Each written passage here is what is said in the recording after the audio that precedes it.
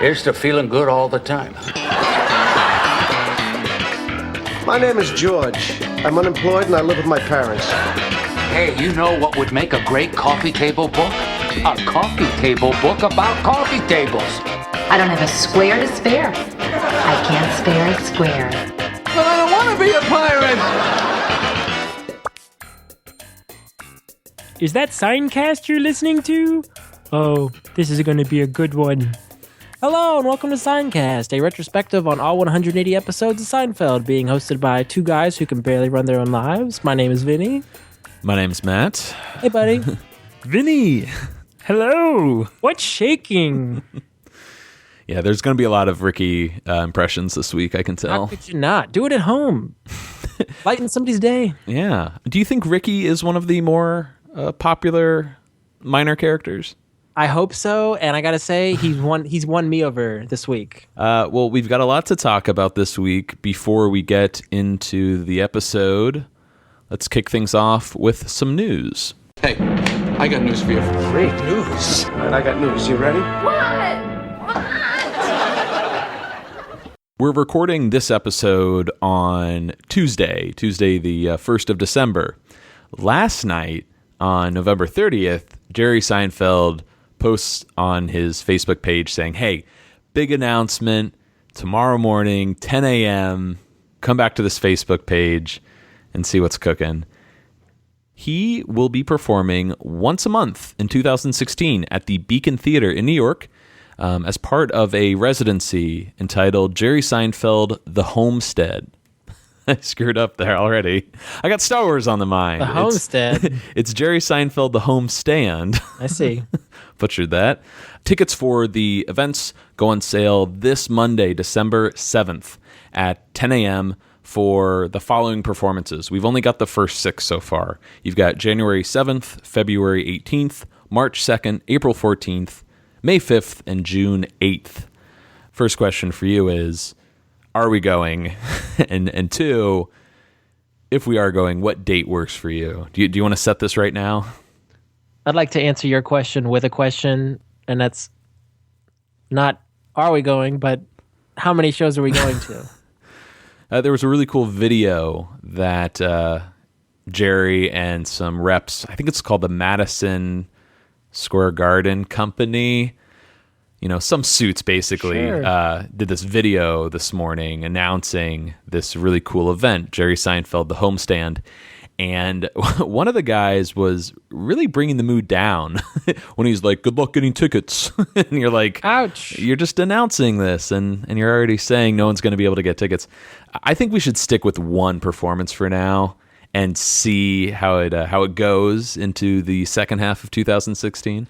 I don't want to let our game plan out there, but I think you should shoot for one date, and then we'll have a backup date so that we have two people trying to at least get one stake in there, because I do think it's going to sell out quick and it's going to be very tough to come by these tickets, I would imagine.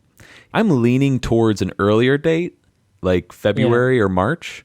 I don't know, man. We'll figure this out off mic, but safe to say we are going to try to get to one of these performances and definitely give a review, because the only time we saw Jerry Seinfeld perform was at Michigan State.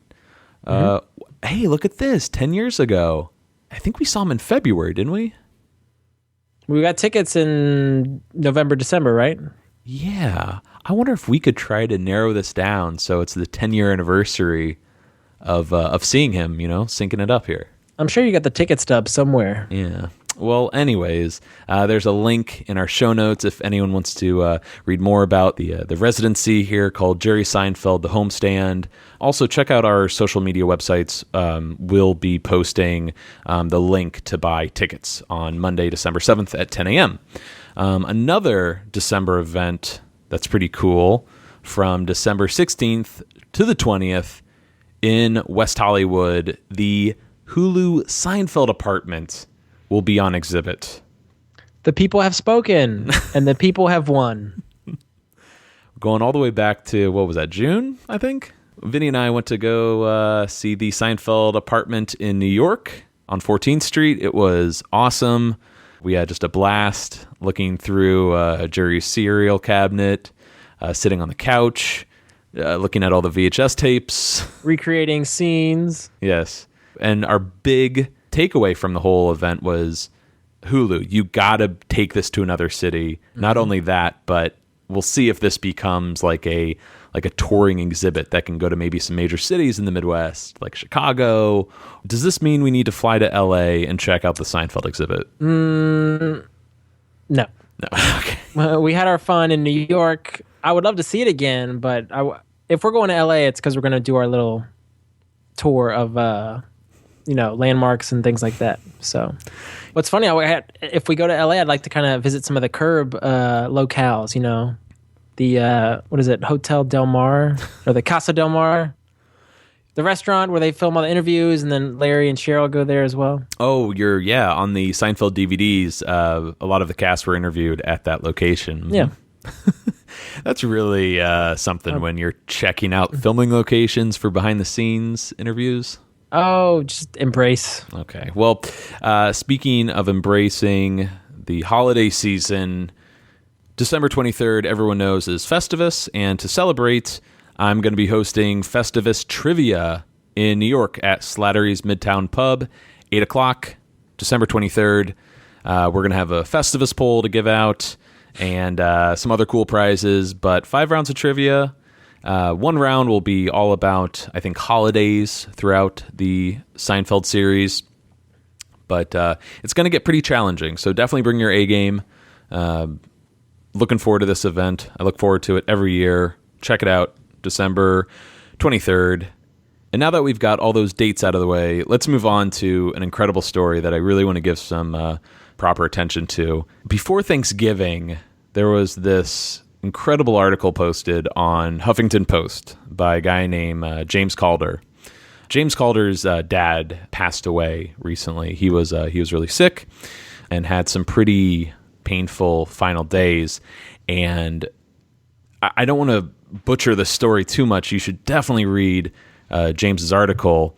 But what James and his family did for his dad, being a huge Seinfeld fan, is they reached out to different cast members to see if they could wish his father a happy birthday while he's, basically in the hospital fighting for his life. You'd expect maybe someone like, Larry Thomas, the soup Nazi, to do a video.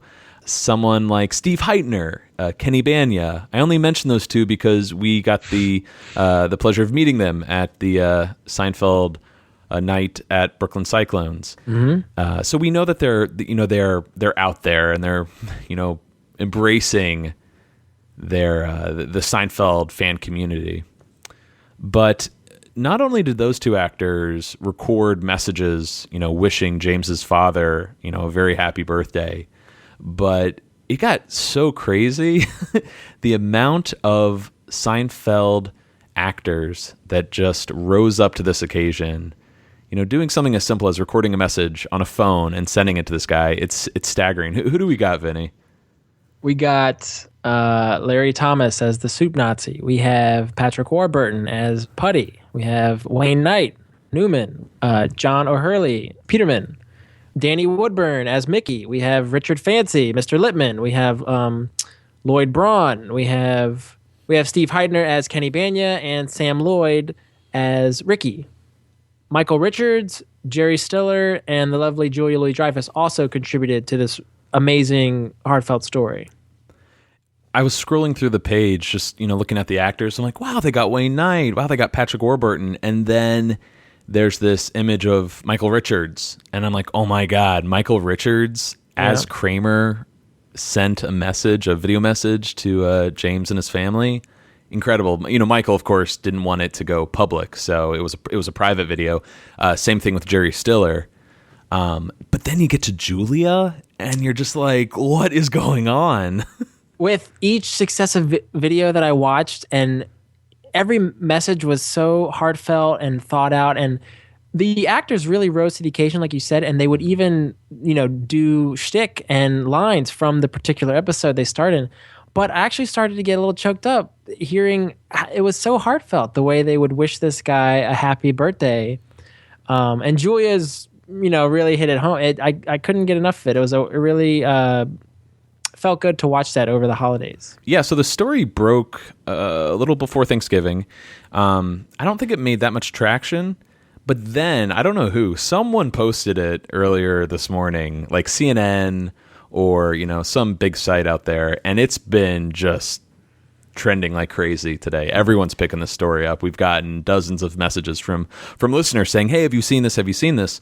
I don't really get into the whole cheesiness, feel good sort of like crap that's out there. I'm really cynical in that regard. But this story, dude, moved me so much.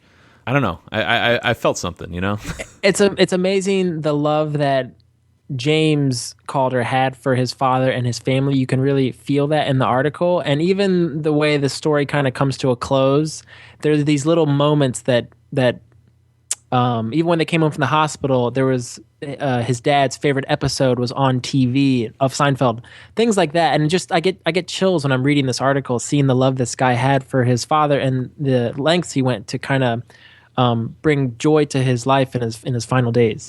Yeah, and really just hats off to all of the actors and actresses that contributed. I don't know if you got through all of them when you missed a lot. Yeah. You missed a lot, so everyone should really check out this link. We'll include it in our show notes through the Huffington Post. You will be blown away by how many cast members left videos for James and his family. It's just insane. And, I thought it was really fitting, since we're going to be talking about a certain episode today, that we play two messages.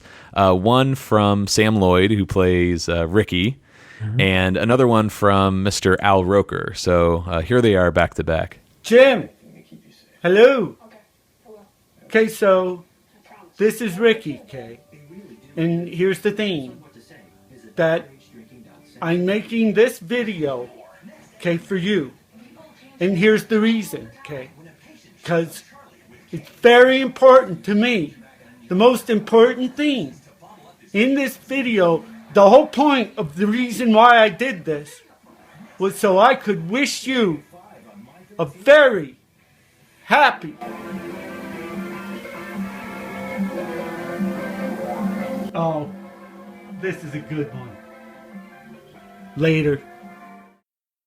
Hi, Jim. How you doing? It's Al Roker from the Today Show, and also from one of your favorite episodes of Seinfeld. That's right, the Cigar Store Indian. I'm in Hawaii now doing Rokerthon, where we're going to go across 50 states doing live weather, and so I hope you're going to be watching. But I know you got a birthday, and I know everybody wanted to have a party for you, and you're not feeling well. So I just wanted to say hi. I wanted to bring you a gyro. That's not your boyfriend? Interesting. Anyway, we're having a great time here.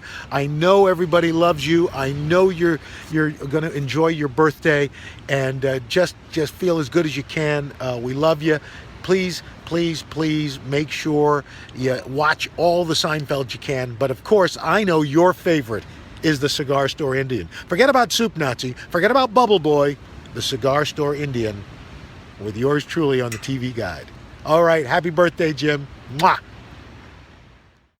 But yeah, just a really heartwarming story. Everyone should check this out. It's in our show notes. Let's move on to other business here. If you'd like to get in touch with us, you can email us, seincast@gmail.com, or you can find us on Facebook, Twitter, Tumblr, and Instagram. If you'd like to support the show, we have two options for you. You can leave us a rating and review on that iTunes website. Also, you could donate to the show. Huge help, of course, with all of our hosting costs, getting a show out each week. Head over to our Tumblr page and look for the tab that says donate. Huge thanks to the following people who have donated to Seincast. Amy S. from Sunnyvale, California. Michael T. from Baton Rouge. Sorry, Louisiana.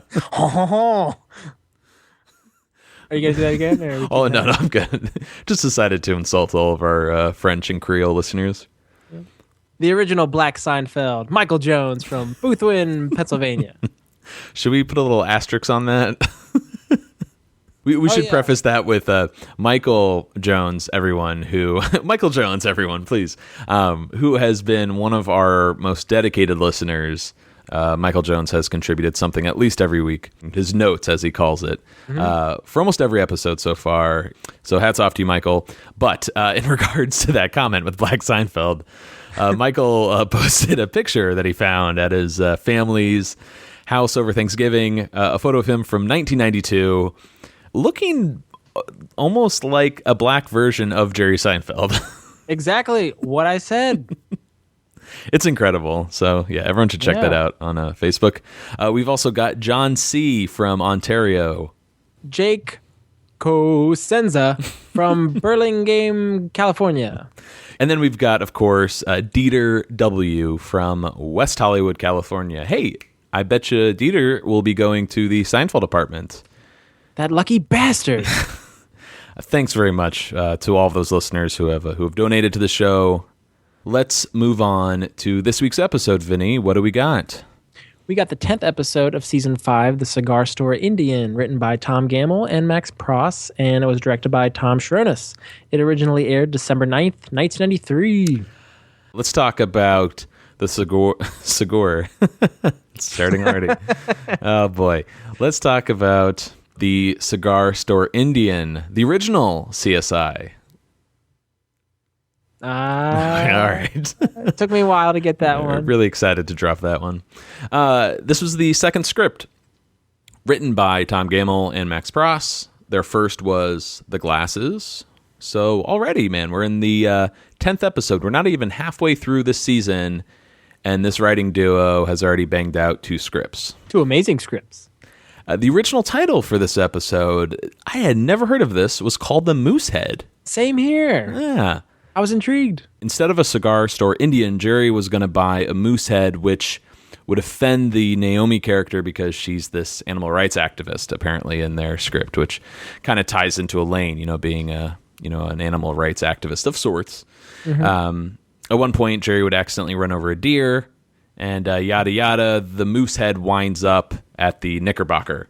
Those are kind of the only story points we have. Now, there were a few issues. The Moosehead idea reminded Jerry and Larry too much of a Woody Allen joke. Now, are you familiar with this joke? No, I am not. Well, I'm going to include it in our show notes. It's a little long to run here. It's about 3 minutes and change. My parents are big Woody Allen fans, and I remember my mom always cracking up just with the mention of Woody Allen moose joke. And I watched it, and it's a lot of setup for a great payoff at the end. I'm still not clear why Larry and Jerry would reject this premise, like why that reminded them so much of the Woody Allen joke. And even if it did, why is it not a good idea? I would think Larry, being a big Woody Allen fan and influenced by him, it would have been a nice tribute to one of his idols. But alas, it didn't fit in with the show. Right. There was also like a term for this. It was too I Love Lucy, like of a premise, I guess. Mm-hmm. Ultimately, Jerry and Larry wanted something, and this is a quote from Tom Gamble and Max Pross. They wanted something more politically incorrect and controversial. So, something, Vinny, we've brought up throughout the first 4 seasons is this idea of controversy. Was Seinfeld trying to, push certain buttons, as they were, growing in popularity? Did they want that kind of attention or reputation? And it never seemed like it was their MO, but almost like the show naturally unfolded into this. Again, I don't like using the word controversial, but it was paving new ground, I think, for sitcom comedy on prime time. It lends itself to exploring these types of subjects, but the writers are so clever at weaving in and out of these obstacles. They do it in such a clever way. You don't even see it coming. Yeah. So the idea of the Cigar Store Indian to replace the Moosehead actually came from Tom Gamble.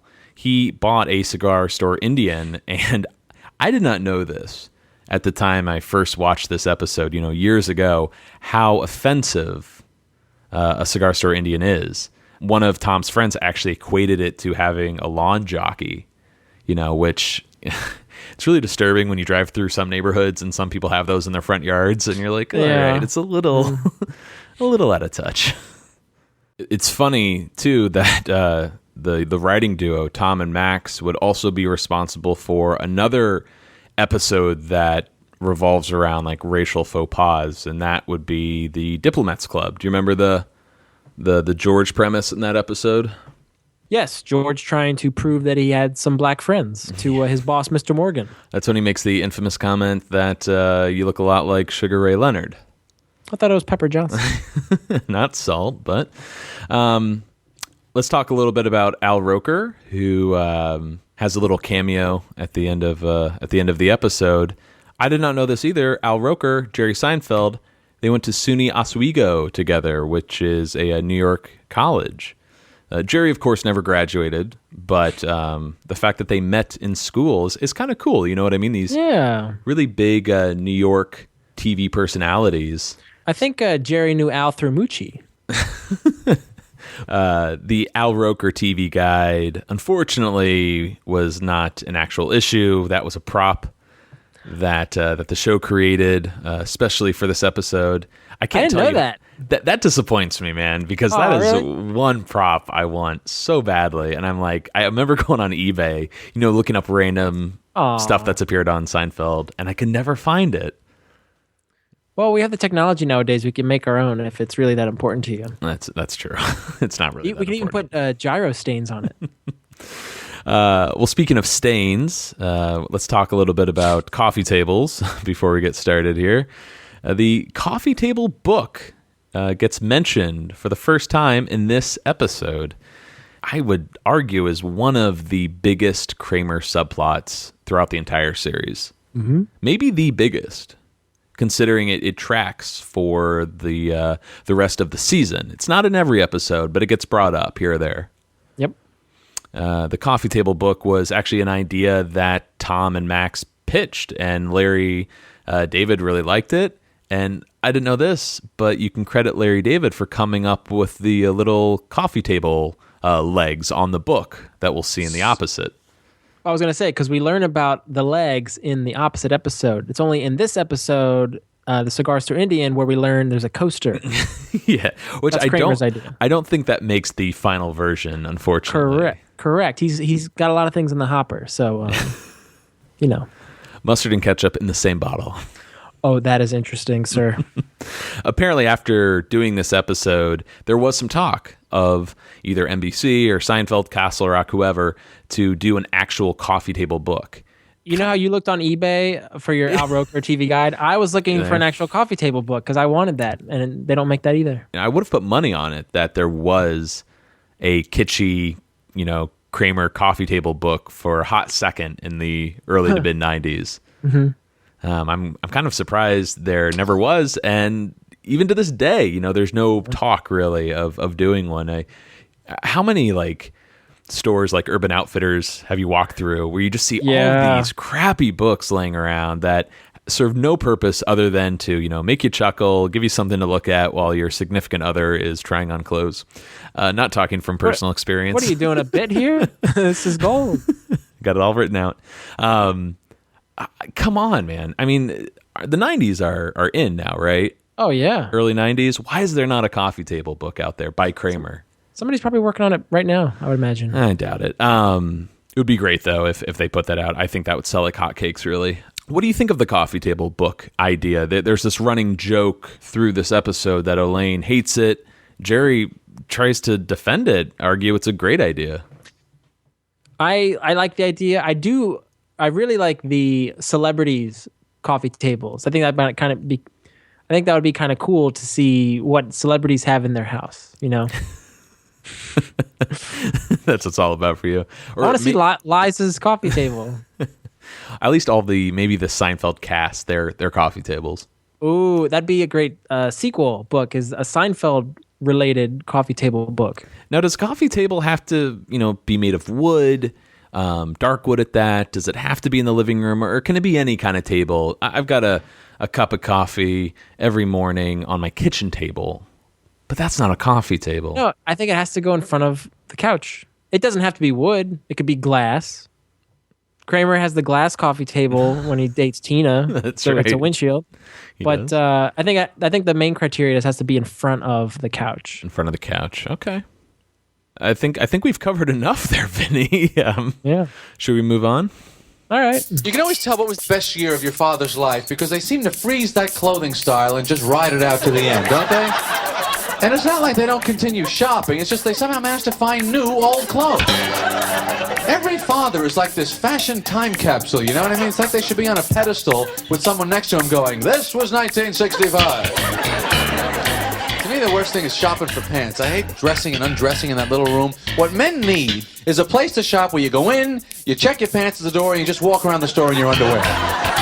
That would be the best way. Then you'd really have to lie to the salesman. Need some help? No, just getting some air. I feel like this observation that Jerry had was, a sign of Jerry's childhood, maybe the generation after his. But nowadays, I think fathers are pretty hip. Where he's talking about, this was 1965. And this stand-up makes me think more of it being a description of Kramer. His clothes are from the 60s. That was one of the backstories of his character, was that he never left his house. He never got new clothes. Hence why he always wore, the high water pants. Mm-hmm. I feel like this stand-up is kind of talking about Kramer.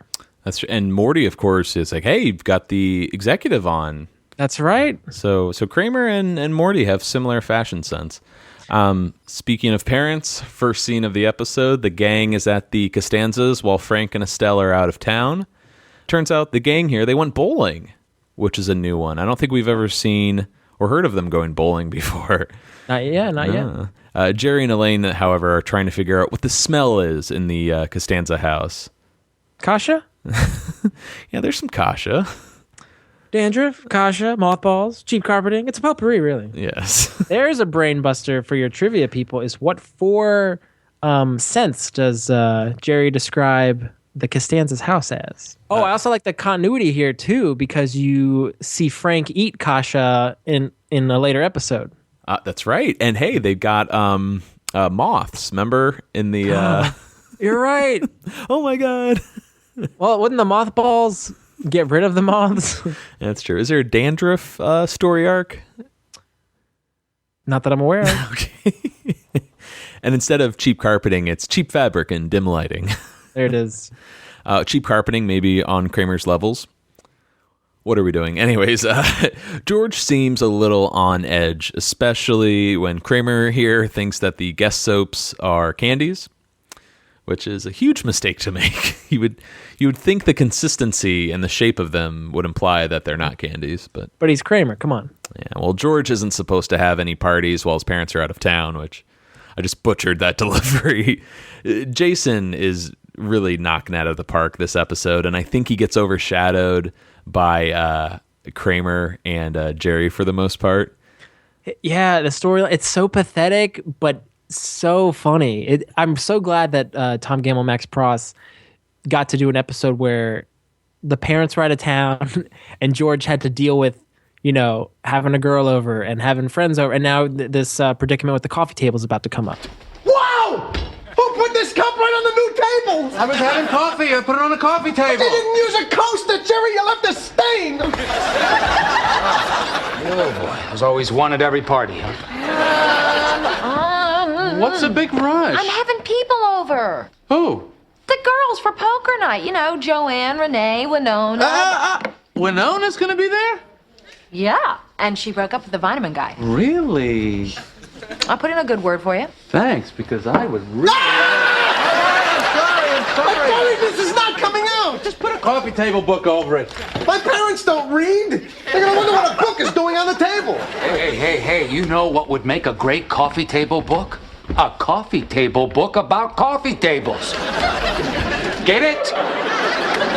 Got it. So it would appear that Jerry does not respect wood. Is that correct? I think that's a fair assessment. Now, you always picture really cold, ice-cold glasses with the condensation, the beads of water forming the ring on the wood. Beads. Bees. All right, sorry. But would a hot cup of coffee also leave a ring on wood? You know what? I have a feeling Jerry's drinking his coffee. He's maybe not too careful. Some, trickles out of his mouth, lands on the edge of the cup. Boom, on the side. All right. Boom, a ring. I like Kramer's line of "There's one at every party," because George is just frantic and trying to clean up. And what are you doing? Say what you will about Kramer, he is a pretty mellow dude. You know what I mean? He's very carefree for the most part. He does get into a panic mode at sometimes, but George just absolutely flips out here. He totally flips out, and I love the way this clip ends as well, because we kind of get to witness the apple hitting Newton on the head, You actually see Kramer have the idea. Newman? Yeah, that apple, that idea of a coffee table book about coffee tables. We hear so many Kramer ideas throughout the series, but they really just kind of, he puts it out there and then it disappears by the end of the episode. Here is a really solid Kramer idea that will, come to fruition. In his defense, the pizza pie, you make your own, that came to fruition, but then it blew up in his face. That's true. Good point. We got a little setup, of course, with this girl, Winona, a friend of Elaine's, who Jerry is, pretty... Winona's going to be there? I'm sorry. A little bit more after that clip, George forces Jerry, hey, you got to help me take this coffee table to get repaired. Meanwhile, Elaine is forced to take the subway with Kramer, but she needs something to read. Jerry picks up and hands her a TV guide. There you go. So I just want to go over the plot here. Jerry drove to the Costanza's house. Is that why Kramer and Elaine have to ride the subway back home? Exactly. So Jerry was going to drive them back to Manhattan, but they have to go to the antique store instead. Okay. All right, next scene, we're on the subway, and this is a bit of a departure from the third season episode, The Subway. I don't really know how much we discussed this or even if we brought it up, but that was a subway that they rented. And for, filming purposes in future seasons, Tom Azzari actually had a subway car built for the show, one that they could control. They didn't have to... Actually, I think the original subway, didn't it fall off a truck or something like that and get destroyed? That sounds familiar. You're right. Right. So they just realized, let's have a subway car that we can keep on our stage and we can use whenever we want. And there's actually some really cool behind-the-scenes photos of this subway car being built that I'll post on our social media sites. But Elaine's reading the TV guide while Kramer is going on and on about his coffee table book idea. History of coffee tables, celebrities and their coffee tables. There you go. I thought he had more ideas, but I guess that's it for now. It's a story that must be told. Of course, he's really excited, especially because he's under the impression that Elaine is going to talk to Mr. Lippman about it in the morning. Yep, first thing in the morning. Mm-hmm. Then we get that familiar voice announcing... Next stop, Queensboro Plaza. Larry David. That has to be one of the most fun ways of saying his name. From the producer's arc, right? That's right. Yes. Katie Huffman. Larry David making one of many... audible cameos on Seinfeld. Tell me a little bit about Queensboro Plaza here, Vinny. What makes it so special? Well, it's famous for its gyros, Matt. They got to stand on the platform. Gyros are cooked, wrapped, and ready to go. $3, no change. Well, I know Elaine doesn't want one. All right, but no bites. Which is something you say all the time, my friend. Are you sure about that? I'm positive. Oh, boy. It is tattooed in my brain, these quotes you spit out. Yeah, well, great moment as the subway comes to a stop. The doors open, and I love this little attention to detail. Kramer, is ready to run up, through the doors when they open, but there's two other guys as he struggles, to get to the gyro stand. I want to back up. Beep, beep, beep. Real quick before they leave the subway. Beep. Yeah, I'm going somewhere. What are you doing? If you watch Kramer, he's like pawing at his shoes. Yeah. I don't know. Is he tying his laces tighter, or is he just kind of making sure they're on steady because he's about to, get into it with these other guys to get at the gyros? Did you notice that? Is this when he's sitting down? Yeah. I haven't watched the episode in a while. Okay. A while being a couple of hours, but okay. I thought he was grabbing cash out of his sock. That's what I thought, but then he reaches into his pocket of his jacket and gets the cash out. So maybe he's just looking for cash, but there's none in the sock. I don't know if this is even relevant, but I found it interesting. Dude, we do a weekly Seinfeld podcast, hour and a half. All right. It's relevant. Thank you. So Kramer runs off, to get his gyro. Elaine sits waiting, reading the TV guide, as a real oddball sits across from her and just holds out a highlighter. Highlighter? Excuse me? To highlight the programs you plan to watch? Look, really, I'm just trying to read. Fine, okay. It's just, I've never seen a beautiful lady reading the guide so far away from a TV. You must really like television.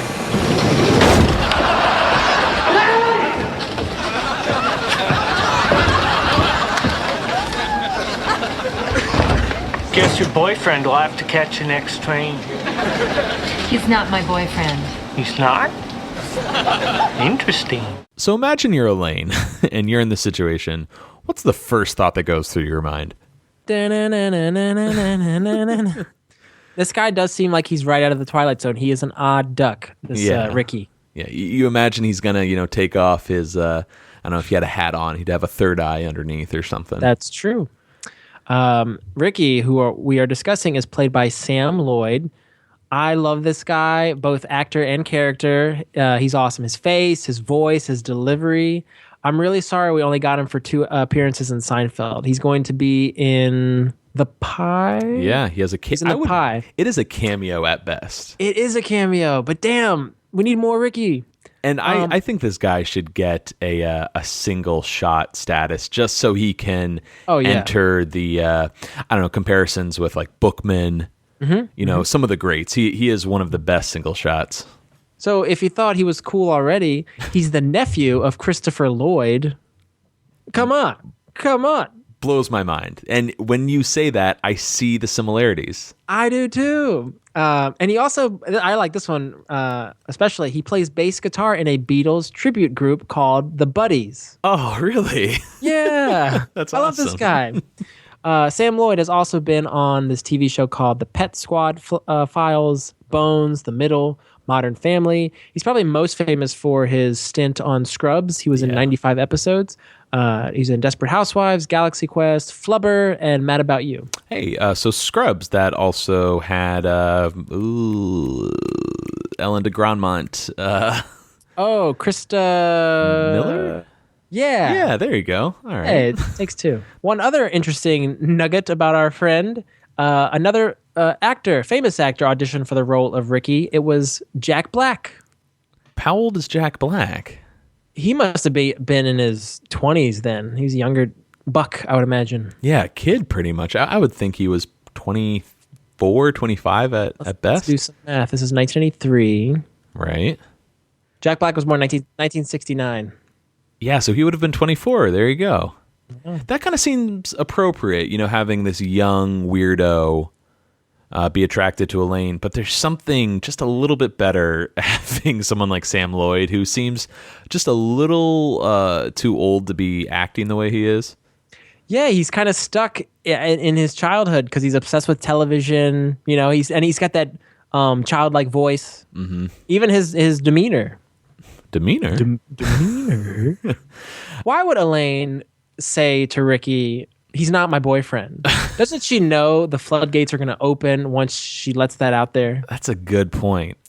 We did have an Elaine episode where she tells Jerry like what a thoughtful, considerate person she is, right? Where she's like, when I see freaks on the street, I don't look away, but I don't stare. Well, she's standing across from a freak, manner of speaking right now. Well, maybe this is, part of that Elaine quality in the sense that she wants to be honest and friendly, but not, too forward. But she seems very uncomfortable with this guy. Right. Already. We haven't even gotten into the thick of it yet. Listen, we love Elaine. She's brilliant, talented, she's career driven, she's beautiful. However, she is a little naive. All right, I'll give you that. Especially the first 4 or 5 seasons of Elaine. I think by the time you get to season 7 Elaine, you get the much more hardened, bitter Elaine, who I don't think would ever do something like this. Well, She even admits, she's like, who's got the energy anymore? she also gets pretty desperate towards the end, so you never know. She might date someone like Ricky just for the hell of it. Yeah. But next scene, we're at an antique store called Revelations Antiques. Jerry is thinking of getting Elaine a gift, not only because he couldn't drive her home, but, hey, it couldn't hurt to give her a gift in front of Winona. Can't hurt you. I want to interject here because let's recall Jerry's gift-giving skills in the past. Sure. He sucks at giving gifts. He gave Elaine cash previously, right? With a crappy card, and now he's contemplating giving her a Cigar Store Indian. That's got to be an expensive gift for one. And of all things to get Elaine, he gets her that. Hey, hang on, though. We've talked about this a few times. Elaine's apartment is filled with a lot of... what was it during the masseuse? Was that just last week or 2 weeks ago? With Joel we Rifkin? noticed a lot of African sculptures and motifs. They're African. And going back to the busboy, her bedroom is filled with a lot of like doilies and you're right, and shit on the walls. I'm gonna shit on these walls. You know what I'm talking about? Yeah, I know exactly what you're talking about. She's also got that old school refrigerator. There you go. Yeah. So yeah. So my point being, come on, the barber's chair too, and the barber. Remember, she was originally. All right. I was going somewhere. I think the Cigar Store Indian fits Elaine's sort of personality in her apartment. Having said that, gosh, we're really jumping ahead here. If Elaine didn't have that friend Winona, who's really sensitive, would Elaine keep the gift? Would she like it more? Excellent question. That's a good one to ponder. Because once again, I think it's a little weird that Jerry would buy this for her, but it is kitschy enough that I don't think it's too weird. It's borderline. You could go either way. You're right. For the sake of the story, let's move on. Okay. In the sake of our listeners. This statue, though, he's going to buy of the Indian, it's about 5 feet tall. I think the headdress puts it above 6 feet. It's pretty big. Jerry views it as a peace offering. And this antique shop owner tells George, hey, I can have this table ready for you on Monday, which is perfect because that's when his parents are getting back. They left you home alone, huh? That's Ralph Manza who's knocking it out of the park. In the script, his name is Geppetto, which I really like. This guy's another great little single shot character. Very New York. Unfortunately, he passed away in 2000, but he's been on an episode of Friends. He was in the 1998 Godzilla. He's been on Mad About You. He was a barber in Get Shorty, as well as a barber in, the movie Dave with Kevin Kline, where he's the president? Love that movie. Good movie. He's in that. He was on Newhart. And get this, my Twilight Zone friend. He was in Twilight Zone 1986, Cold Reading. He played Saul. And then he was in Twilight Zone 1962, The Dummy. He played the doorkeeper. Oh, all right. Yeah, that's a good one. That's with Cliff Robertson, who, I'll connect Cliff Robertson to Seinfeld. Here we go. Cliff Robertson, one of the greatest actors of all time. He played Charlie in the movie Charlie, which was Flowers for Algernon. Also in that movie, playing a real ass was Barney Martin. Barney Martin. That's great. Yeah, there you go. Barney Martin plays Morty Seinfeld. 2 degrees of Seinfeld separation there. It is weird to see Barney Martin in the 1960s because he's such a jowly, kind of like big neck. Everything's like loose. Did he have the jowls back then? Kind of. I think he has the belly too. That face. Love that face. Puddin'. Ralph Manza was also in the Philadelphia Experiment. He was in Blazing Saddles, although it was an uncredited role. He was in the original Get Smart, and he was in 2 episodes of the 1966 Batman TV show. Oh, who do you play? A character named Felix. Yeah, go back and look at that one. I've got bootlegs of that show, and they're pretty tough to watch. I need to get that Blu-ray. They have them on iTunes to buy. I was thinking about it, but I don't know if I'd watch them. All right, well, moving on. We're back on the subway. Now Ricky has the TV guide, and he's sitting next to Elaine explaining, what is it? On a particular Tuesday, she could have watched 6 hours of Lucy. There's I Love Lucy, The Lucy Show. Oh, here's Lucy. I feel like all of the times you impersonate characters, it's all been leading to this moment because he is one of the best characters. He's so fun. It's so fun to do. Try it at home. You can't help but smile. The subway comes to a stop, and Elaine dashes off. Ricky, meanwhile, shouts, "Hey, miss, you forgot your TV guide." You're good at it too. Oh, God, I can't help it. Got a little Kermit in there, but it's good. Ricky, however, notices the little mailing sticker on the front. It's the Costanza's address. You want to talk about this? F. Costanza, 1344 Queens Boulevard, Flushing, New York, 11351. There you go. That's actually a fictional address that they made up, most likely because they didn't want nuts like us going to visit said address and bothering these good, nice people in Queens. Jerry Stiller, though, would be one of those nuts bothering a really nice couple in that video we always rave about. Yep, I would love to have that nut knock on my door. But here's a question for you. Does Ricky ever find out Elaine's name prior to going to the Costanza's address? That's a good point. Because he calls her Miss. Yeah, all he has to go on is Costanza, Mrs. F being the first initial. But then when he shows up at the Costanza's doorstep, he goes, "Is Elaine here?" If she does say that her name is Elaine at some point, between the scenes, wouldn't it have been better if the little, address slip said E. Costanza for Estelle Costanza? Oh, you are one smart cookie. Okay. It might be a little too much there, but... Diabolical. I think it tests. I know. It works. We're back at the antique shop. Geppetto here is talking to Jerry about the Indian when this woman, Sylvia, arrives. 45 minutes late. I can't do it. Sylvia. She gives George a nice flirty smile. Is there such a thing as a flirty smile? Or is a smile a smile? Nope, she's doing it. Okay. She's pretty impressed by Jerry's car. She's instantly attracted to George when she walks in. I have a feeling she has a pretty boring life working at this antique store. So the short, stocky, bald man is about to excite her. This is one of the few times, I think, where a woman has been just immediately attracted to George. It's kind of nice because you kind of see George rise to the occasion, and then he's kind of a tiger on the hunt. He sure is. Tiger.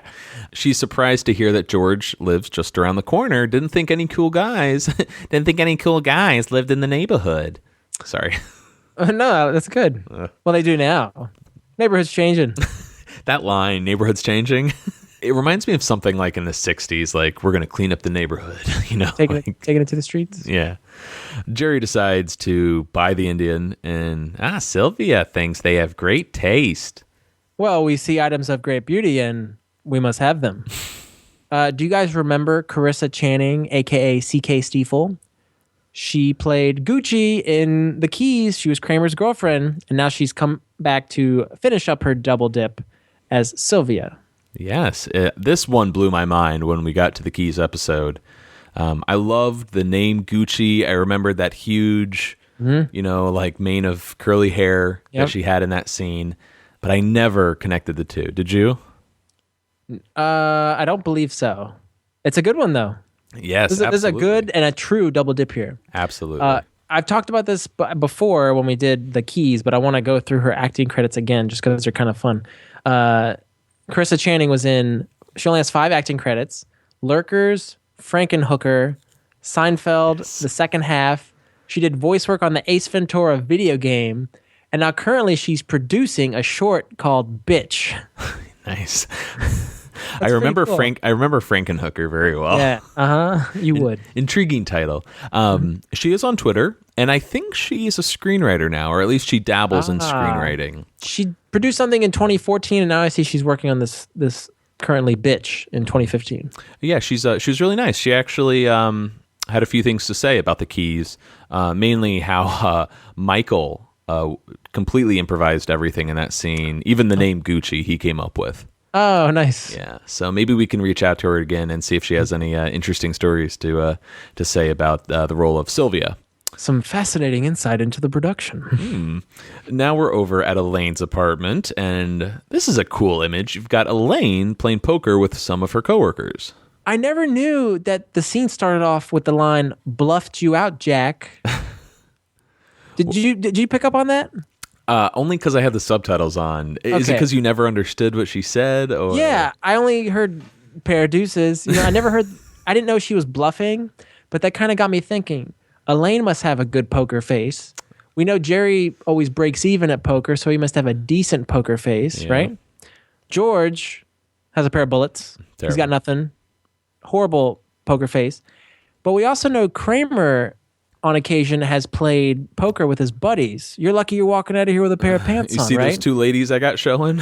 Which got me thinking, all 4 of the principal characters have played poker at some point in the series.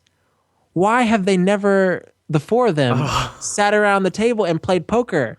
Couldn't you imagine like a Monks type scene where they're discussing orgasms or masturbation, be set around like Jerry's kitchen table playing poker? Like, I'm really wishing we had that now. Oh, that is actually a fantastic idea, Feldman. Get Peter Melman on the phone right now. I want to talk to him. Not only poker, maybe they could play Risk. No, it has to be poker. What about Mahjong? Mahjong, yeah. Okay. But isn't that weird? Like, all 4 of these characters have played poker at some point. Mm-hmm. I do like the image, though, of Elaine with her poker buddies, and then in the season 5 finale, you've got Jerry, of course, with his poker buddies. But who do we got? We have a few familiar faces here. We have Vera Lynn Jones returning as Renee, who works in Elaine's office. We also have Lisa Pescia, who plays Joanne. We saw her last week in The Masseuse, I wouldn't sleep with my back to him. And you also see it's mostly the back of her, but you'll see her face in a couple shots. Peggy Lane is the other card player. She is Elaine's stand-in. And finally, we have Winona, who's played by Kimberly Norris. She's now known as Kimberly Guerrero. I looked up her Native American tribal heritage is Colville, Salish, Kootenai, and Cherokee. Okay. Sorry if I butchered the pronunciation there. She won a Miss Oklahoma teen pageant and was Miss National Teenager of 1985. She's been in Hidalgo. She's been in a Sopranos episode, Grey's Anatomy. She was in a movie called Dogman, as well as the sequel, Dogman 2. And I just wanted to say that because of Dogman. And hey, that's a Tom Gamble, Max Pross connection. Hey, all right. And 2 episodes of Longmire. Oh, that's a recent or current show, right? Correct. Have you seen her IMDb picks now? I have not. Stunning. Stunning. I kind of got a Tia Carrere vibe from her, just in the sense that, early 90s, jet black hair, smooth as silk skin. I think Winona, at least at this point, is one of my favorite girlfriends. Yeah. She might not have that much a personality or that much to work with other than being offended. Yeah, she's more of a straight character. She doesn't have any quirks about her. No, none at all. But I just I like her look. I like her. I like the 2 sides of her. I like this kind of flirty, when Jerry enters, that smile she gives. She gives him a great smile. And I love the attitude. When she gets really pissed off, I love that kind of, that anger, Girl's that takes got some over. tood on her. Oh, yeah, it's great. I think we're getting a little insight into Sorry. what I like in women, but I do remember back in college how attracted I was to Susie in Curb. Do you remember that? I like that. I want to be abused. Yeah, I think Leon describes Susie perfectly in Curb when he says, "You got a fine ass mouth on you." Right. Well, anyways, we've got this get together. They're all having a good time. However, there's a knock at the door, and Elaine answers it. Jerry! Surprise! What is this? Well, I felt bad about this afternoon, so I got you something. Oh, you did? Do you guys all know Jerry? Hi, Jerry. Yeah. Hi, Winona. Nice to see you again. Elaine, is it your birthday? No. I don't need a reason to give gifts. It's my nature. I love to make people happy. Are you ready? Yeah. Ta-da! It's a Cigar Store Indian. Read the card. That's very nice. Thank you very much. Read it out loud. I don't think so. We had a little fight this afternoon. Let's bury the hatchet We smoke 'em peace pie. You know, it's late. I really should go. I don't blame you, Winona. Are you out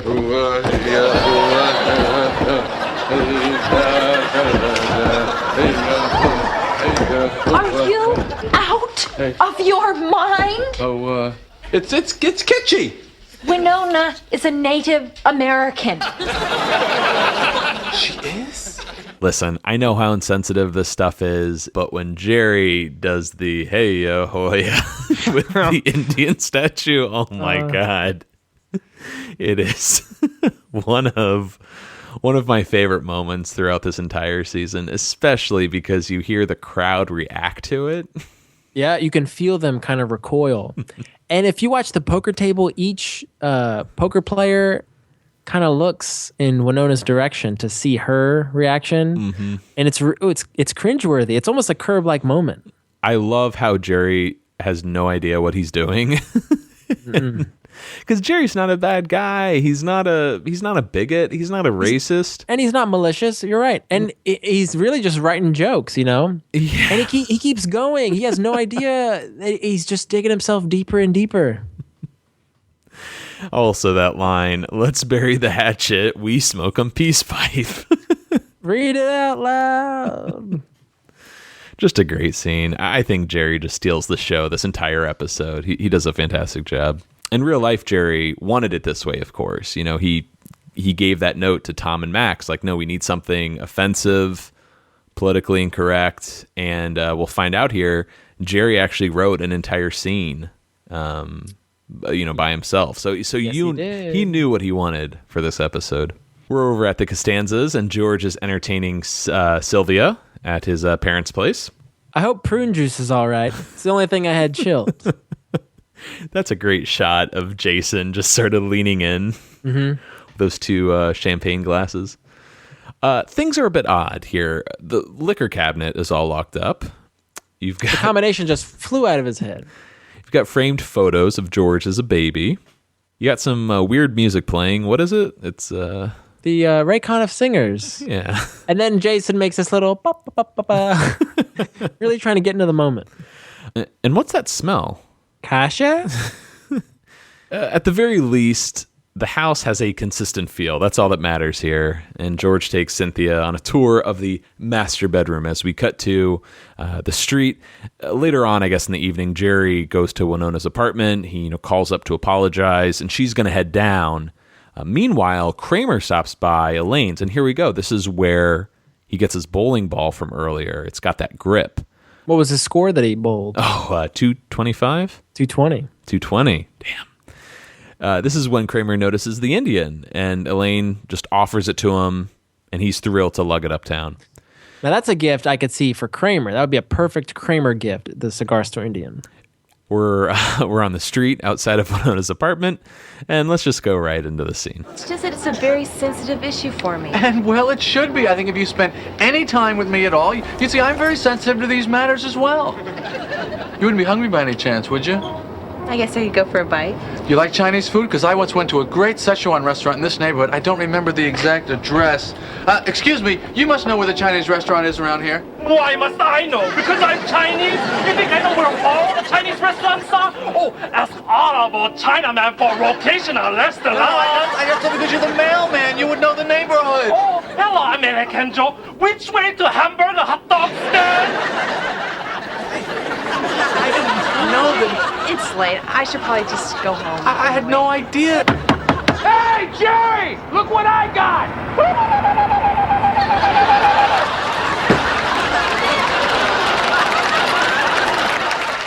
I love the energy at the end of that scene as Kramer is doing that really offensive, like war cry and tapping the car. It's just, I just love how the tension in the scene just keeps ratcheting up more and more and more, and it reaches that crescendo, that peak with Kramer. It's just awesome. It's a perfect act break. Mm-hmm. We should discuss that Benjamin Lum comes back to finish up his double dip as the mailman. Yeah. We got to go all the way back to 1990 in the stock tip when we saw him as the guy at the convenience store. The no puffs. Just flakes. Yeah, that's him. That goes way back. In fact, he was, I think, our first double dipper on the show. We missed a guy, Frank Piazza, Yeah. who showed up in the mail unbonding. But Benjamin Lum, was, I think, our first official double dipper. Old school. I actually think he passed away. He did in, I think, 2000 or 2002. Which is a shame because, God, he does an excellent job here. It's a little over the top, but... Well, it's funny you should say that is because when they were casting this role, they wanted a Chinese actor, and Tom Gamble and Max Pross actually wanted an actor who was going to play it in a more dignified way, a little bit more straight. But everybody that came in to read for the part said, okay, I'm not going to do it, in the stereotype way. But then once they'd start reading, all the stereotypical voices would come out. And they said Benjamin Lum was the guy who kind of did that the least. But you see, he still kind of does it in his scenes, but yet it's kind of perfect. Right. Maybe he's just filled with so much rage. Maybe the rage. It makes you wonder, too, does this guy know Newman, maybe? Ooh, I didn't think of that, but that's excellent. Yeah, they might work together. That's why he's got it in for Jerry. Ooh, let's talk Seinfeld conspiracy theories. Benjamin Lum, the mailman, is not easily offended. He can take a joke just as good as anybody. Newman knew this was all going to happen, and he wanted to blow up a Jerry in front of. I'm done.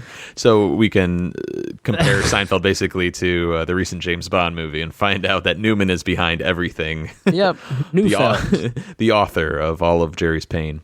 I thought one other thing that was interesting was this particular scene was filmed so close to show night. When they were filming in front of the studio audience, they had already filmed this scene with Benjamin Lum, but the scene wasn't printed yet, wasn't completely done, edited and ready to go. So they had to reenact the scene on stage with the actors. Benjamin Lum wasn't available. So who do you think stood in as the mailman? Larry David. Oh, I wish there was some tape of that to see Larry blow up at Jerry. There are a lot of behind-the-scenes photos online of the cast recreating scenes on the Jerry apartment set. Usually driving scenes, they're sitting on the couch. Jerry has his arms out like he's staring. But man, seeing Larry David in a postal worker outfit would be one for the books. So we get an act break. We're over at the Costanzas. George and Jerry are putting the repaired coffee table back into place as Jerry complains, about about asking the Chinese man where a Chinese restaurant is. Maybe, hey, we're getting a little too sensitive here. Somebody asked me which way is Israel. I don't fly off the handle. And Jerry talked with Winona, got her to calm down. He's going to see her actually that night, but he is a little uncomfortable, afraid he's going to make another mistake. Meanwhile, George's freedom, it's over because his parents arrive home. Frank apparently caused a stink when he asked for a receipt at a toll booth. Estelle heads upstairs while Frank notices, hey, that mail stack should be bigger. And he wonders where the TV guide is. Turns out he's a collector, and great trivia question, which issue is he missing? Volume 41, number 31. According to Jerry, Elaine took it. Now that's only half the story, isn't it? Didn't Jerry pick it up and give it to her? Yeah, here, read this. It's really Jerry's fault, isn't it? It is, but in Jerry's defense, I didn't know she took it. Oh, good point. He collects these, yeah. Well, ultimately, the fact that the Al Roker, Volume 41, number 31 issue is missing really pisses Frank off. The nerve of that woman walking into my house, stealing my collectible. Oh, my God! This was in our bed. What is this? A prophylactic wrapper?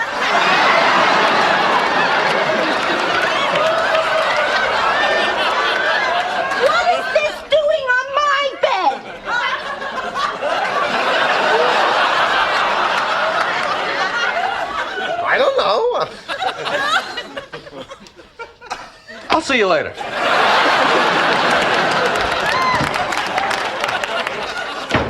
You were having sex on our bed? Yes. Who told you you could have sex in our bed? Well, my bed is too small. Your bed is too small? I'm gone 2 weeks and you turn our house into Bourbon Street? Where am I going to sleep?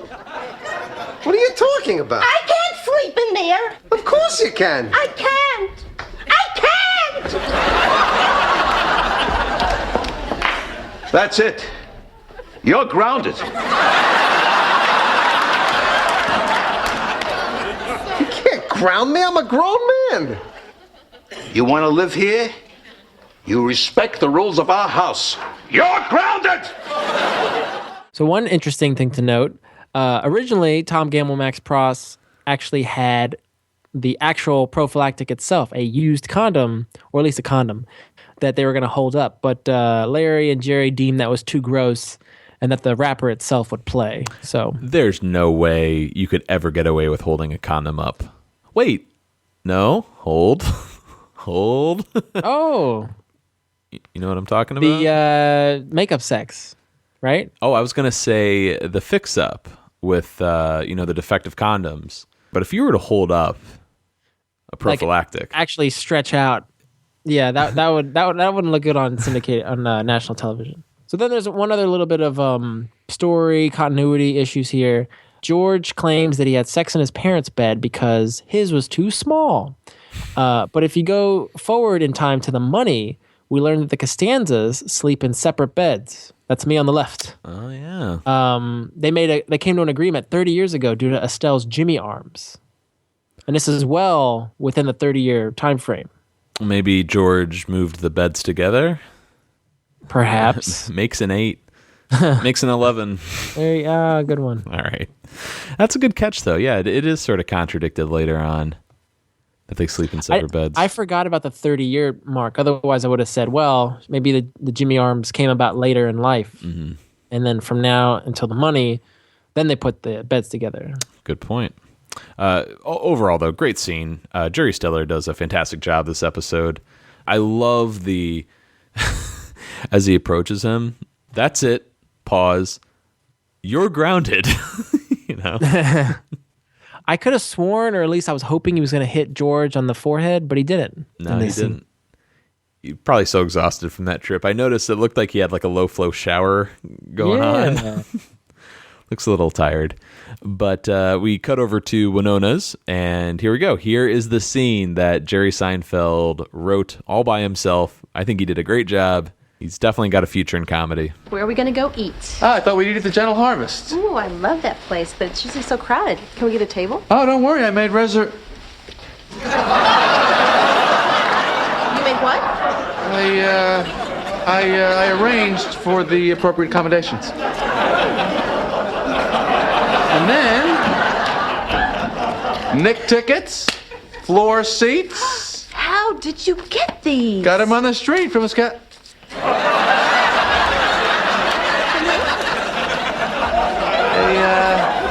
One of those guys. What guys? You know, the guys that they sell the tickets to the sold-out events.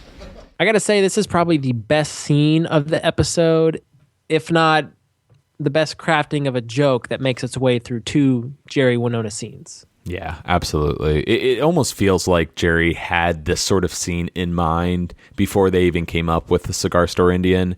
There's 3 instances that he comes close to offending her. You know, he said he was worried about making another mistake. Probably the 3 most offensive, terms that relate to, Native Americans, I would think. Scalper, I get. Yeah. And then the third term, which I've never heard of before, actually.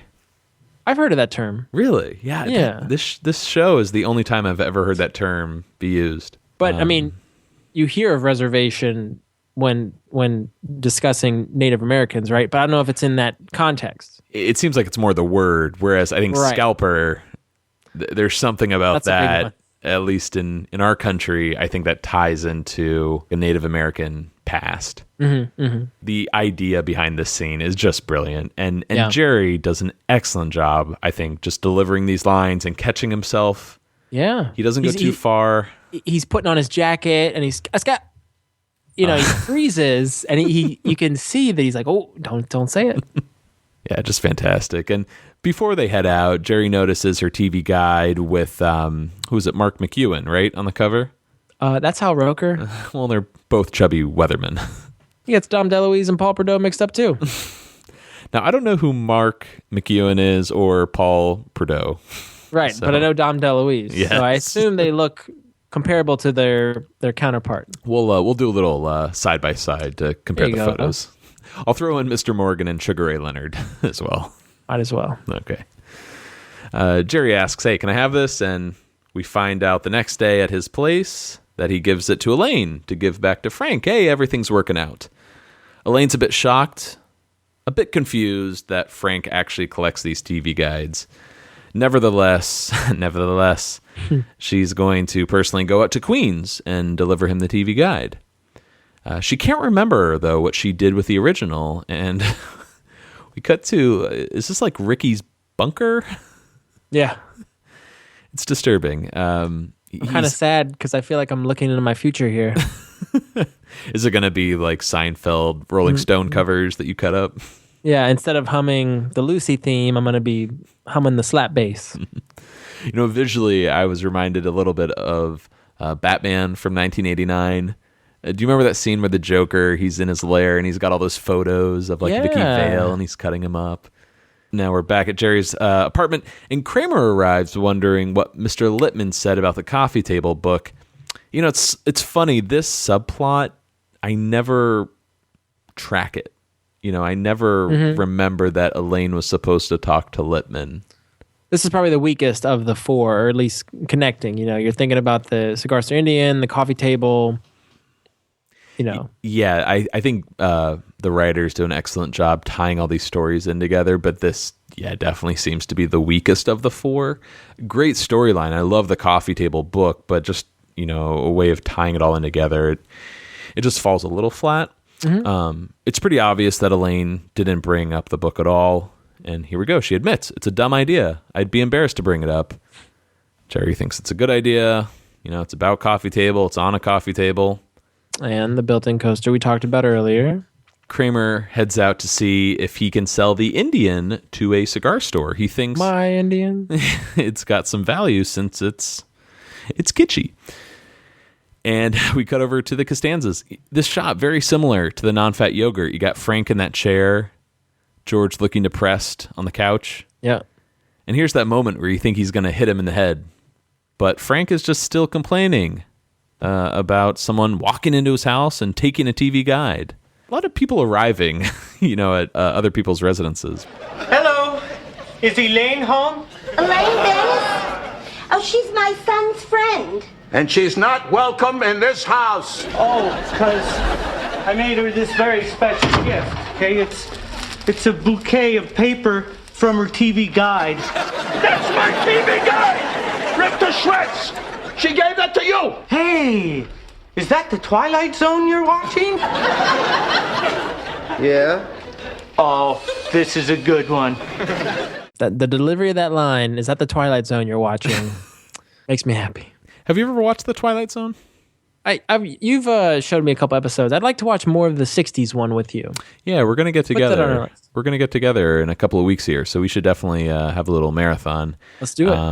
And with New Year's approaching, Sci-Fi does the fantastic New Year's Eve Twilight Zone marathon. Let's move to the subway. You've got Elaine heading out to the Costanzas, and of course, we're at Queensboro Plaza. She darts out for a gyro. We should point out that the subway announcer this time is Tom Gamble. Oh, really? Yeah. I did not know that. Similar to Kramer earlier, Elaine pushes an older lady out of the way. She doesn't discriminate. I like how the old lady just kind of pouts for a second. Yeah. And then heads out. We're really bouncing all over the place here, but we're at Jerry's apartment now. He's pouring some San Pellegrino while Winona remarks how unassuming his place is. Well, why would I assume? I never assume. Leads to assumptions. Oh, by the way, that TV guide I gave you, I need it back. Why? Well, I'm doing a report on minorities in the media, and I wanted to use that interview with Al Roker. Well, it's too late. I gave it to Elaine. She's already on her way to give it to George's father. Jerry, I really need it back. It is mine. But you can't give something and then take it back. I mean, what are you... What? A person that... A person that what? Well, a person that gives something and then they're dissatisfied and they wish they had never given it to the person that they originally gave it to. You mean like an Indian giver? I'm sorry, I'm not familiar with that term. And there it is, the payoff to that wonderful joke that we saw started in the previous scene with Jerry and Winona. Right. The look on Jerry's face at the end of that scene, I'm sorry I'm not familiar with that term. Don't you just picture him as that little, 8-year-old boy who's spilled milk and he's like, but I didn't do it. That term, Indian giver, I had never heard of before this episode. Now you were, however, a little familiar with that term. Yeah. I use it all the time when I was a kid. No, I just recall hearing that at points growing up, but it wasn't until this episode kind of hammered it home for me. Right. It is crazy in our culture how many terms are associated with Indian. From my childhood, I remember using the term Indian burn, where you grab someone's forearm and twist the skin. Right. What about sitting with your legs crossed? That used to be called sitting Indian style. Yeah, that's true. And it's just so funny how commonplace some of these terms are. You never really stop to think of, hey, how are these affecting some people, especially those tied to Native Americans, which have been, you want to go back in American history, talk about a race of people who have been just completely f***ed over. Yeah. I think it comes from ignorance. We're trying to be funny here. Yeah, I know. This is for yucks. I'm always fascinated by PC terms. I think they even talk about this in Seinfeld with Morty. What does he say? I know a couple of Chinamen on 48th Street will do it for half of that. It's Asian American. What? Yeah, I just find that fascinating, especially as a culture. When and why do we choose to come up with a new term to describe a group of people? Now, before we cut over to the Costanzas, Elaine is back on the subway, going to town on a gyro. Gotta say, it looks great. Only problem is the sauce is leaking all over the TV guide. Too much sauce. Nice. So we're at the Costanzas, and isn't this a sweet moment? Frank's taken out his entire TV guide collection, and he's bonding with Ricky. I thought of the same thing. These guys are like kindred spirits going over their love of television. Yeah, specifically the special fall preview issues being the best. Those are worth a lot of money. Doorbell rings, and it's Elaine. Hi, hello. Did you notice Elaine and Estelle give a little fake kiss on the cheek no, there? I didn't. Oh, it's really a fun little moment. I always think of not only the delivery, but the oddest shot of Ricky. It's like a profile. Uh-huh. Elaine, hello. You look scrumptious. Do you ever tell Liz that she looks scrumptious when she comes home? I don't. Maybe I should try that. Try it tomorrow, see what happens. In that voice? Yeah. All right, nice. I'll get the glasses, shave my head. We'll be all set. I'll have the Twilight Zone in the background. All right, that's enough. Okay.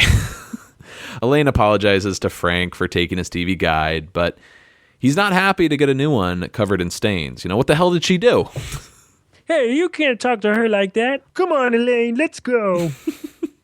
I love the presumption on Ricky's part. Yeah, they're a couple already. Of course. What a deranged individual. He's just... Yeah, he's innocent and yet dangerous at the same time, isn't he? I don't know. What do you find dangerous about Ricky? Just he's going to snap one day, or... Well, he makes mannequins of women he's attracted to, for one. They're going to find a family in his freezer. There it is. As Ricky moves to leave, he knocks over the coffee table, breaking something on it, I guess. Maybe a leg or whatever. Mm-hmm. Ultimately, though, I think this scene is really important from an Elaine-Frank dynamic because it's interesting, I think, to parallel this with the... what was the episode with the bootlegger? Death Blow and whatnot. The little kicks. There you go. That classic scene at the end when Elaine confronts Frank at the police station. Right. Just the way they go back and forth there. Whereas here, she seems really meek, kind of taking his abuse. Well, if you think about it, maybe this is what starts this chain of events in motion, because I seem to recall another moment in the series where when how could Jerry not say hello? He's like, Elaine, I could. She's very, what's the word? Supercilious. So Frank develops this kind of animosity towards Elaine throughout the series. It grows. That's true. Well, let's cut over to Gus's smoke shop. Kramer is talking to... Is this Gus, I guess? Spike. Oh, Spike. Yeah. He does not look like a Spike. Looks like a Gus. Is that the character name? Yes. In the script. Okay. Well, Kramer doesn't understand how this guy can have a cigar store with no Indian in it. I'll give you a box of Coronas, boy. Here's a character. One line knocks it out of the park. I love that. It almost reminds me of remember the pawn shop owner in Trading Places? Yeah. Yes. In Philadelphia, it's worth $50. That's what I see when I see this guy. Yes, absolutely. This is Irving Mosley Jr. He plays Spike. He passed away in 2005. But man, look at this. Listen to these movies he was in. It's kind of a wide range here. House of a Thousand Corpses, City of Angels, ER, Melrose Place, Family Matters, To Sleep with Anger, and Fat Girls. But I just find the House of a Thousand Corpses followed by City of Angels like the two opposite ends of the spectrum. And then he's with Steve Urkel. Yeah. Well, yeah, he just I never in a million years would remember this guy's line, but I was I was really chuckling after he offered the box of Coronas. Suddenly, Mr. Lippman.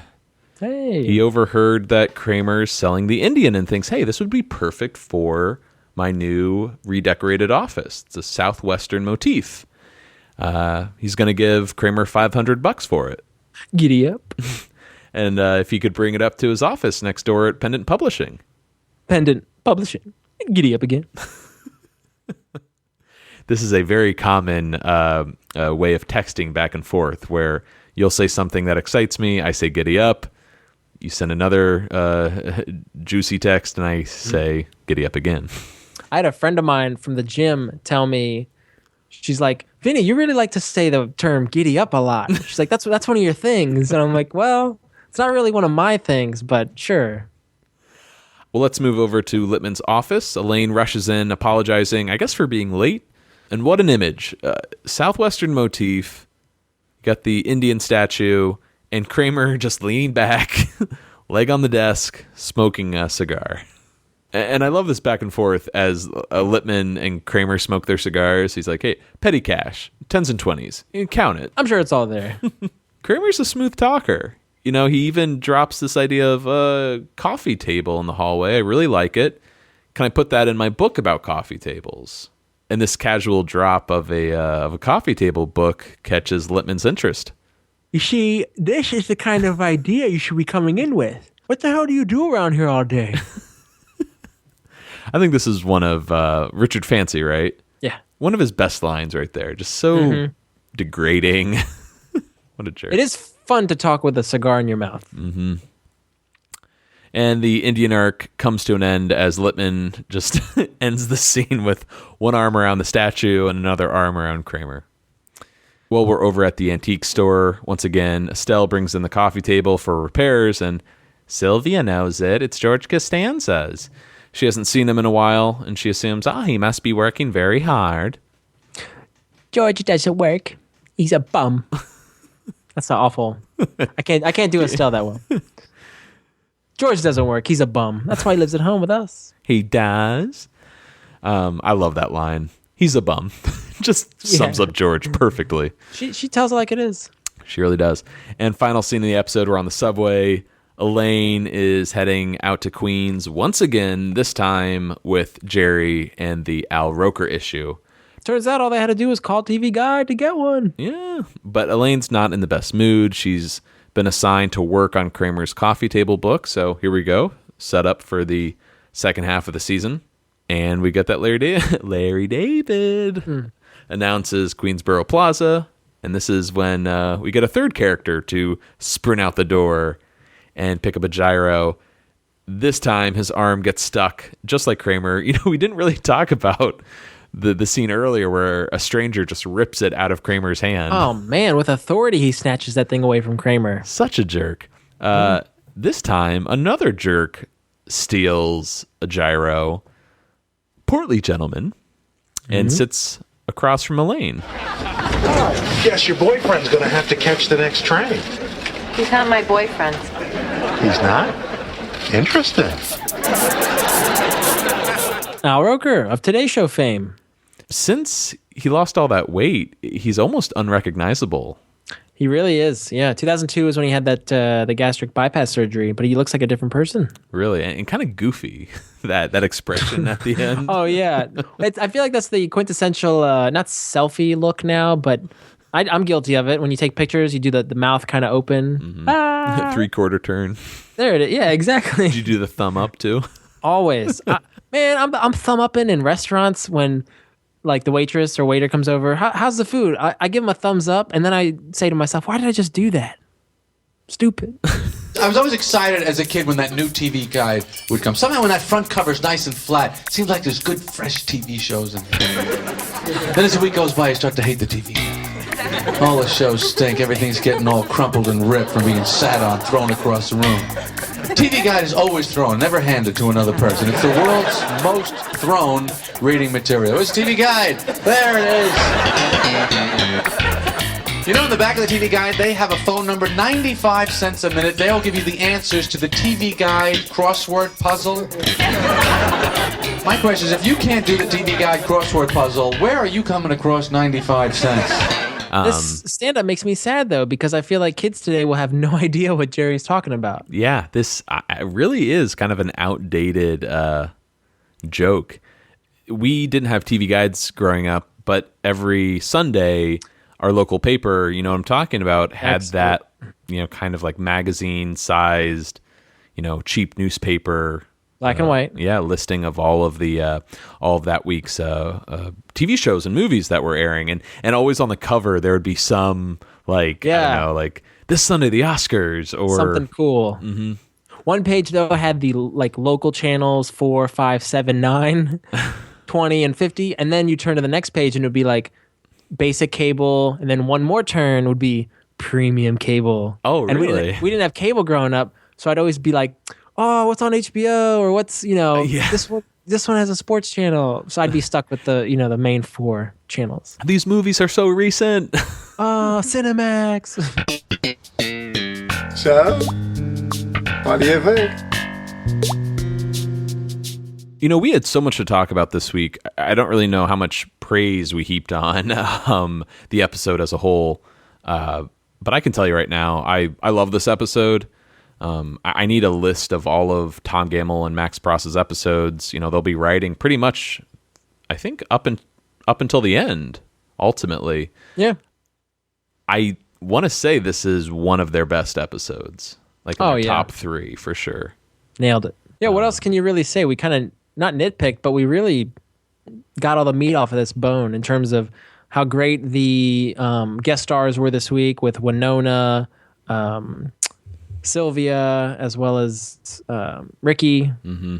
Am I forgetting anybody? No, those were pretty much the 3 main guest stars. You had a couple smaller performances from the antique shop owner, Geppetto. Geppetto, right? Il mio nome es Geppetto. But then we had some other characters reprise their roles. We got to see some of Elaine's coworkers again. Right. The Costanzas. Anytime George is at home with them, and especially when they're turning the screws to him, it always makes for a really fun episode. And seeing him be both this pathetic, mid-30s man having to, dodge his parents while they're out of town, and then also come on to this woman very strong and try and be suave and have this facade, and then it crumbles. At the end she finds out that he's a bum. Mm-hmm. I don't know. That's a really fun premise for a George storyline. Yeah, we were saying how the Kramer storyline with getting a meeting with Lippman kind of felt tacked on at the end. I sort of either forgot about it or didn't feel like it was set up properly. This episode has 4 really creative storylines that dovetail, pretty well together. There's a Larry term that we're probably going to be throwing out more and more because these episodes are really starting to get more complicated. That's what Tom Gamble and Max Prost discussed in their commentary, was saying that on most sitcoms, you would pitch an A storyline for one character, then you would have B and C plots, which were weaker and not as detailed. The A line was the A storyline was the most important one to focus on, but Larry and Jerry would not stand for that. They wanted 4 separate, unique, and detailed story arcs for each principal character. So this is a great example of this episode, and this kind of setting the precedent for future episodes to come. But that mindset, I don't think that's new just for like this season. I think that's been a part of Seinfeld since the beginning. I agree. I feel like season 8 and 9, they kind of relax a little bit on making them all intersect. Right. I feel like they're very 4 isolated stories. But here I would say that the best seasons here are seasons 4, 5, and 6. The stories not only are evenly distributed, but they actually, overlap and dovetail. I'm noticing it's less common now that we're mentioning that, there was a weak George story arc or there was a weak Elaine plot this week. They're all kind of becoming, each main character is having a chunk of story to deal with. Right. I'm sure we'll have a few story arcs that don't work for us or we don't care for, but I can't think of really any upcoming episodes where I'm like, oh my god, this character really gets the shaft this episode. It typically goes to, I feel like, Elaine and Kramer. The show since day one always seemed geared towards Jerry and George storylines for the most part. Yeah, but we're just really, I just really want to embrace these next 2 seasons. It's just a solid run where I feel like the creators can do no wrong, really. But back to the specifics of this episode. This has a lot. You've got two double dippers. You've got Lippman returning. You've got Costanza's politically incorrect jokes. You've got a great prop with not only the TV guide, the Cigar Store Indian, but also this idea of the coffee table book about coffee tables. The origin of the coffee table book. Yeah, a lot going on in this episode. Weird. If I had a checklist of all the things I want in a Seinfeld episode, this really has it, I can't really think of anything that the writers or the cast kind of missed the mark on. Everything feels pretty solid, wouldn't you say? I agree. Yeah, wholeheartedly. So I'm going to be giving this 9 gyros, cooked, wrapped, ready to go out of 10. Pretty good to gold, somewhere between the two. And believe it or not, Vinny, this is going to crack my top 20. Ooh. How do you like that? I'm going to put this... I'm actually going to rank this, I think, a little higher than I was expecting. The Stakeout, you're out of there. I love me some Stakeout. Oh. But you're gone. I'm going to put this on my ranking at number... Wow, I'm doing it. 15. Between the Lip Reader and the Puffy Shirt. So 2 other season 5 episodes. That's it's a pretty good pick right there. I'm gonna give it 9 special fall preview issues out of 10, and I think this was just a gold throughout. So I think this has to crack my top 20. I'm gonna oust. I'm not pressuring you, am I? No. Okay, because we don't discuss this sort of stuff but before. I'm facing off. I got the shoes versus the Cigar Store Indian. I'm going Cigar Store Indian. Yeah. So, but I don't think it beats Puffy Shirt. So for that reason, I'm going to make it my number 20 right now. So it's going to teeter-totter. Ooh, so but, chances are Cigar Store Indian will not make the ultimate top 20 then. It'll be a fun run while it lasted. Yeah.